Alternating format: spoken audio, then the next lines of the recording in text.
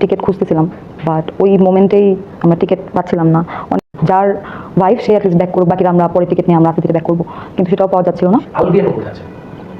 আলভি আমার রিজিকে হাত দিছে, কিন্তু মানুষ আমার যে রুটি রুজি, হ্যাঁ আমি তো আর কিছু করি না।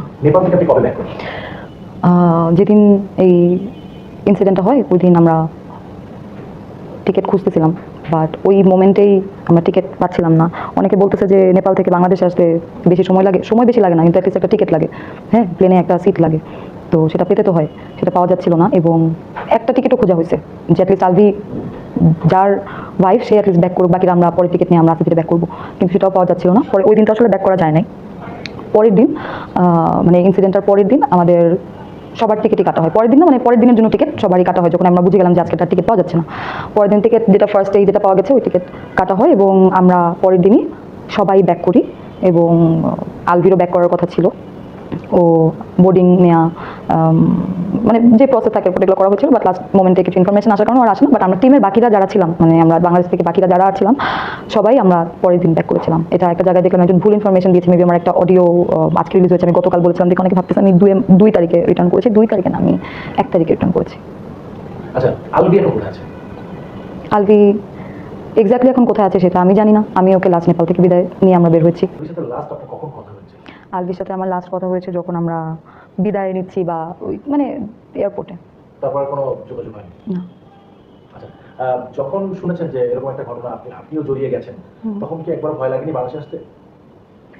আমি তো কোনো অপরাধ করি নাই, আমি তো কাউকে গিয়ে মেরে ফেলি নাই। একটা মানুষ নিজে আত্মহত্যা করেছে, তার অনেক কষ্ট, অনেক দুঃখ, অনেক কিছু আছে, আই অ্যাডমিট, আমি মানলাম। সে জীবনে আর সহ্য করতে পারছিল না, অনেক কষ্ট নিয়ে সে পৃথিবী থেকে চলে গেছে, আমি সবই মানলাম। বাট আমি তো তাকে গিয়ে মারি নাই, এবং আমি তাকে মানে থাকে না যে তোমার জামাইকে ছাড়ো, তোমার জামাইকে আমি বিয়ে করবো, যেগুলো কথা মানুষ বলতেছে, বা তিথি প্রেগনেন্ট, তিথি আর বিয়ে করছে, এগুলো তো কোনোটাই সত্য না, বা আমি তো ওকে গিয়ে এগুলো বলি নাই।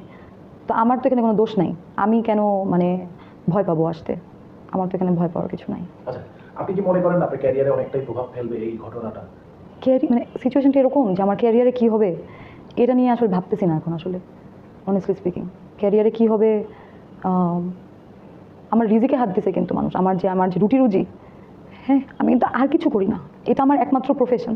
আমি এই টাকাই আর্ন করি, এবং যে কথাগুলো মানুষ বলে আমার বাসা ভাড়া আলভি দেয়, হ্যাঁ আমাকে কী জানি দিছে, তো না রে ভাই, আমি অনেক আমার কষ্টের টাকা দিয়ে আমি বাসা ভাড়া দিয়ে বাজার করি। আমার ফ্যামিলিতে আমার বাসায় আমার মা নানু থাকেন, হ্যাঁ আমার রুটি রুজিতে হাত পড়ছে, এটা হয়তো আমাকে সাফার করাবে, সাফার হয়তো করতে হবে, আবার নাও করতে হতে পারে।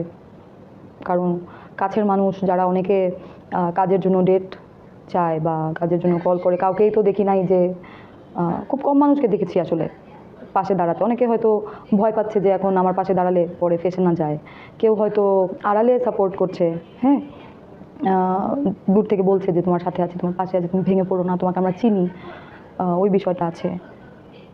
বাকি ক্যারিয়ারে কী হবে জানি না।